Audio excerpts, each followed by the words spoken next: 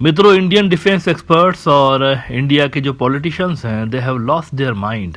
मोहम्मद यूनुस साहब ने चाइना के अंदर बैठकर इंडिया के नॉर्थ ईस्ट के रीजन के हवाले से जो एक सुझाव दिया कि इस रीजन को इकोनॉमिकली डेवलप करने के हवाले से क्या करना चाहिए और चाइना को यहाँ पर अपना इकोनॉमिक इन्फ्लुएंस बढ़ाना चाहिए, इस इतने से स्टेटमेंट को लेकर इंडिया में एक वबाल मचा हुआ है। और अब नौबत यहाँ तक आ पहुँची है कि उनके जो डिफेंस एक्सपर्ट्स हैं वो इन्वेजन और बांग्लादेश को ब्रेक करने की, उसको तोड़ने की धमकियां तक देने लगे हैं। इंडिया के एक बड़े सीनियर डिफेंस एक्सपर्ट हैं प्रफुल्ल बख्शी साहब, उन्होंने कहा कि Yunus thinks that he will involve China to create problem in 7 north east states, they are already at it with many other agencies. इशारा पाकिस्तान की तरफ है कि सिर्फ चाइना नहीं बल्कि पाकिस्तान को भी उन्होंने यहाँ पर इन्वॉल्व किया हुआ है। Indian government won't do noise. Government has already gotten into action. Even Yunus knows what India is going to do. ये तड़ियाँ देखें आप इनकी। यूनिस को भी पता है कि हम ज़्यादा शोर शराबा नहीं करते, हम बस आके बैठ जाएंगे, कब्जा कर लेंगे आपके इलाके के ऊपर। इसके अलावा इंडिया के एक और बड़े पॉलिटिशियन हैं, उन्होंने अपनी सरकार को कहा है कि आप इतना खर्चा क्यों कर रहे हैं सिलीगुड़ी कॉरिडोर के ऊपर, ये बिलियंस ऑफ रुपीज़ लगेंगे। अगर आप यहाँ पर रेल और बाकी की कनेक्टिविटी बनाएंगे इस इलाके के ज़रिए तो ये इंजीनियरिंग का कमाल होगा बहुत बड़ा, लेकिन आप इसमें इतना पैसा क्यों खर्च कर रहे हैं। ये जो चिटागोंग हिल ट्रैक का इलाका है, यहाँ पे हमारे ही तो लोग रहते हैं, त्रिपुरा के लोग बहुत बड़ी तादाद में रहते हैं, चकमा हैं और भी कई सारी कम्युनिटी थी, हमारे लोग हैं भाई। ये तो 1947 में इंडिया में शामिल होना चाहते थे, ज़बरदस्ती इनको वहाँ पर डाल दिया गया बांग्लादेश के अंदर।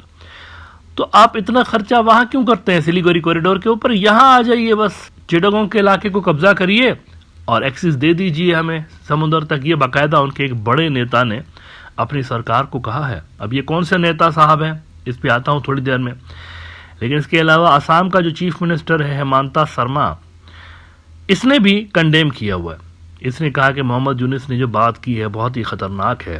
एनडीटीवी ने रिपोर्ट किया है, might as well split Bangladesh, Northeast leader slam Dhaka remark। Tripura की एक बड़ी पार्टी तिपरा मोता के लीडर परदोयत मानिकिया को कोट करते हुए कहते हैं कि mister Yunus remarks drew a sharp response from Pardoyat Manikia, who leads the Tipra Mota party in Tripura. Time for India to make a route to the ocean by supporting our indigenous people who once ruled Chittagong, so we are no longer dependent on an ungrateful regime, he said. India's biggest mistake was to let go of the port in 1947 despite the hill people living there wanting to be a part of the Indian Union. Mr. Yunus may think he is the guardian of the ocean, but the reality is he is a stopgap leader at the age of almost 85. Let's not forget Tripura is only a few miles away from the port he is speaking away. तो ये इन्होंने तड़ियाँ लगाई हैं और साथ में उन्होंने कहा कि सिलीगुड़ी कॉरिडोर पे मत पैसा खर्च करिए, ये पैसा आप यहाँ पर खर्च करिए चिटागोंग के ऊपर, यहाँ पर यानी अलहदगी पसंद तंजीमों को सपोर्ट करिए। Mister Manikya also responded to Mr. Sharma's infra push suggestion. Rather than spending billions on innovative and challenging engineering ideas, we might as well break up Bangladesh and have our own access to the sea. The Chittagong hill tracts were always inhabited by indigenous tribes which always wanted to be part of India since 1947. There are lakhs and lakhs of Tripuri, Garu, Khasi and Chakma people which resides in Bangladesh in terrible condition in their traditional lands. This should be utilized for our national interests and for their well-being, he said. अच्छा Nadreen, अब इस अहमक इंसान को, ये जो एक बेवकूफ़ किस्म की बात की है इन्होंने, इनको थोड़ा सा रियलिटी चेक करवाना ज़रूरी है। ये जो उन्होंने बात की ना कि ये जो चिटागोंग हिल ट्रैक्ट का इलाका है, यहाँ पर इंडिजीनियस लोग रहते हैं जो कि बड़े उतावले हैं इंडिया के अंदर शामिल होने के लिए, बड़े उतावले, जैसे कि इंडिया ना हो गया अमेरिका हो गया, स्विट्ज़रलैंड हो गया, यहाँ के सारे लोग जाते हैं, ओहो इंडिया की सिटीजनशिप मिल जाए कितना बढ़िया हो जाएगा। ऐसा नैरेटिव इन्होंने फैलाने की कोशिश की। थोड़ा सा इनको रियलिटी चेक करवाते हैं। देखिए मेरे सामने एक डेटा पड़ा हुआ है, ये डेटा है जनाब 2022 का, 2022 बांग्लादेश सेंसस ऑफिशियल डेटा मैं आपको बताता हूँ। ये भी और से सुन लें जो यहाँ पर बैठे बग बग झिझक कर रहे हैं कि चिटागोंग हिल ट्रैक्ट का इलाका ऐसा है कि जहाँ पे कोई नॉन बंगाली बहुत सारे रहते हैं और आसानी के साथ ये आके इसको हलवा समझ के हड़प कर लेंगे। 2022 का जो डेटा बताता है हिल ट्रैक्ट के इलाके का, वो बताता है कि यहाँ पे जो सबसे ज़्यादा लोग रहते हैं, सबसे बड़ी कम्युनिटी जो यहाँ पर रहती है हिल ट्रैक्ट के इलाके के अंदर, दैट इज़ बंगाली।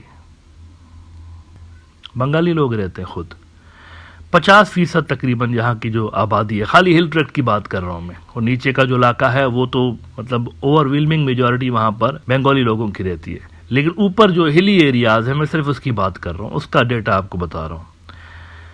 तो वहाँ पर 50% जो पॉपुलेशन है दैट इज़ बंगाली, और उसके अलावा जो चकमा लोग हैं वो 24% रहते हैं हिल ट्रैक्ट के इलाकों के अंदर, 24%।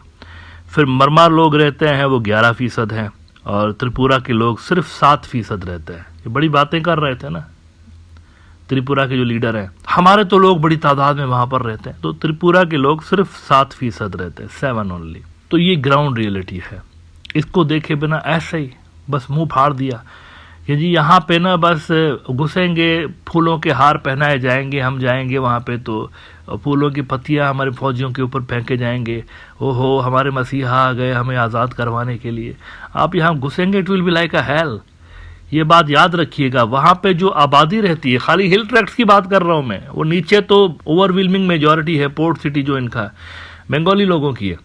लेकिन यहाँ की बात कर रहा हूँ खाली, जिसकी ये जिक्र कर रहे थे, जिसका ये त्रिपुरा के भाई साहब, ऐसा नहीं है। यहाँ की जो डेमोग्राफी है पहले इसको समझिए, एंटी इंडिया डेमोग्राफी है यहाँ पर भी।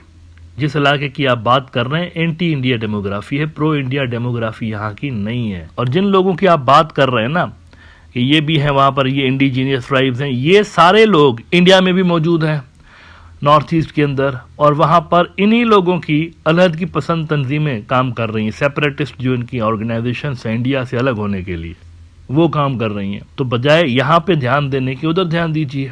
आपके हाथ से नॉर्थ ईस्ट निकल रहा है, आपके हाथ से निकल रहा है नॉर्थ ईस्ट। आधी आपकी फौज कश्मीर में डिप्लॉयड है, आधी फौज, डू यू नो दैट? आधी इंडियन फौज छोटे से कश्मीर में डिप्लॉयड है। इसकी वजह यह है कि ये फौज निकालेंगे तो कश्मीर इनके हाथ से निकल जाएगा, इनको पता है। वहाँ की पॉपुलेशन में 0% इनके लिए कोई सिंपैथी बाकी है, कुछ भी नहीं है। तो वहाँ से अगर आप फौज निकालेंगे यहाँ लगाने के लिए, तो वो इलाका आपके हाथ से निकल जाएगा।